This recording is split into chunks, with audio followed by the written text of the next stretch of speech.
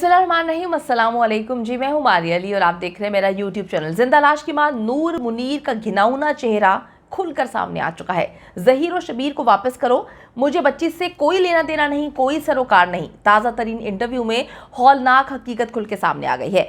नूर मुनीर की पंजाब यूनिवर्सिटी के security officer के साथ क्या सेटिंग थी, बालाकोट में नूर मुनीर कमसिन बच्ची के साथ क्या कुछ करती रही, ज़हीर नेटवर्क नूर मुनीर के नाम पर कौन कौन से धंधे चला रहे हैं, आज की वीडियो में इसका खुलासा करूंगी। बल्कि पोस्टमार्टम होने जा रहा है, तो वीडियो को आखिर तक जरूर देखिएगा ताकि आपको इल्म हो सके कि ना सिर्फ बेटे बल्कि पूरा का पूरा खानदान जो है इस तरह के गंदे गलीज कामों में मुलव्वस है।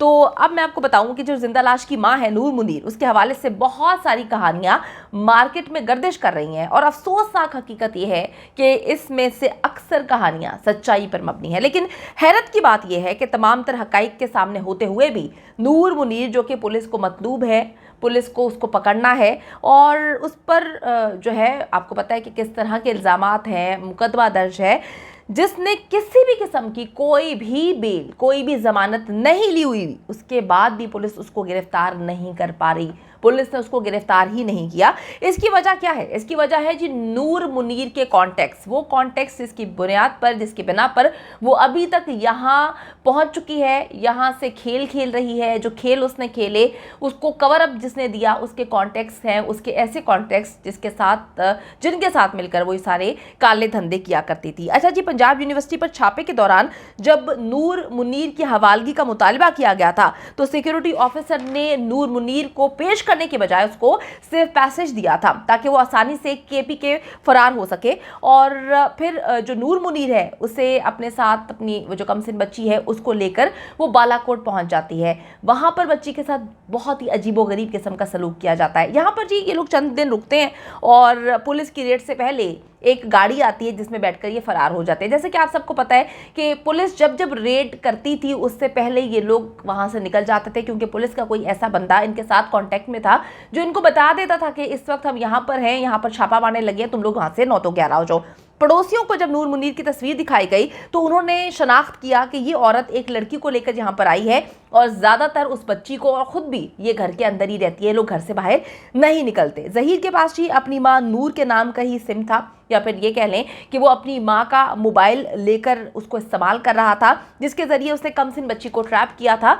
अब देखें, बड़ी अजीब सी बात है कि ये इश्तिहारी है जिसे पुलिस को गिरफ्तार करना चाहिए, मगर वो बड़े ही सुकून से प्रेस कॉन्फ्रेंसेस कर रही है, बड़े सुकून से बैठी हुई है, उसको कोई लेना देना नहीं। कभी वो जो है लोगों के व्लॉग्स में आ जाती है, कभी लाइव सेशंस में आ जाती है, कभी वो प्रेस कॉन्फ्रेंस कर रही होती है, डंके की चोट पे कर रही है। उसको कोई लेना देना नहीं है, उसको कोई डर खौफ नहीं है कि मुझे पुलिस से इश्तिहारी करार दिया हुआ है, मुझे पुलिस कभी भी गिरफ्तार कर लेगी, क्योंकि जो उनकी सेटिंग इस वक्त हुई हुई है, जो उनके कॉन्टेक्स्ट हैं, वो डेफिनेटली पुलिस के साथ ही हैं। जो सिंध पुलिस इस तरह की हरकत कर रही है, डे वन से इस केस को खराब करने की कोशिश कर रही है।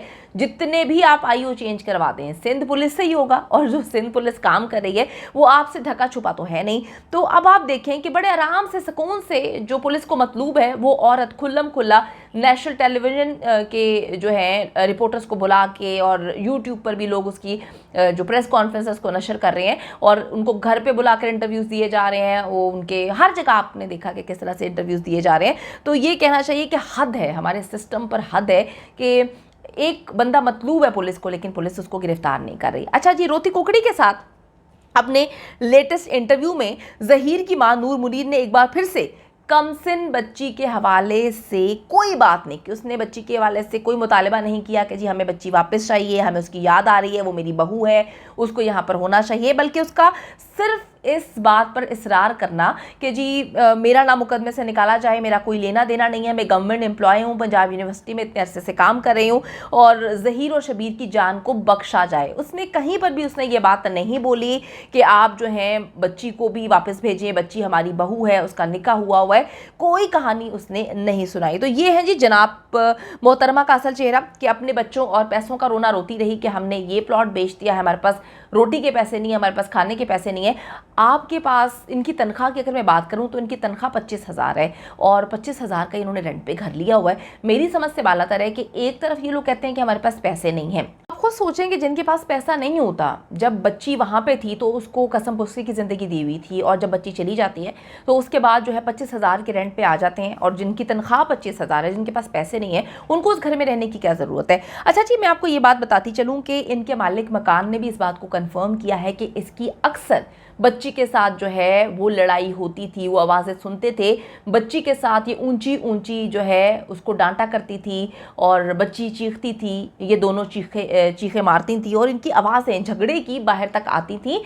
इनके मोहल्लेदारों ने भी इस बात को कंफर्म किया है। तो इनको बच्ची से मुसीबत होना शुरू हो गई थी। जैसे ही जैसे मामला आगे बढ़ते गए, इस औरत को बच्ची से बहुत ज़्यादा मुसीबत हो रही थी। और मैं आपको बताती चलूँ कि इसी वजह से जब मेडिकल करवाने जाती है बच्ची, तो ये कुछ तस्वीर भी हम लोगों ने उस वक्त देखी थी। ये बच्ची के साथ मुंह बना के बैठी हुई थी। इसके चेहरे से साफ पता चल रहा था कि इसको उस कमसिन बच्ची से काफ़ी मसले मसाइल हैं। अच्छा, मैं आपको ये भी बताती चलूँ कि इसी वजह से इनको पता चल गया था, जब इनका अंदर का जो पुलिस का बंदा था जो इनको खबर देता था, इनका जो खबरी था, उन्होंने बता दिया था कि अब इनके हाथ से गेम निकल चुकी है, अब बच्ची को उन्होंने हर हाल में बाजियाब करवाना ही है। तो इन्होंने गेम क्या खेली थी, इस औरत के प्लान के मुताबिक इस औरत की कुछ कॉल्स सामने आई हैं।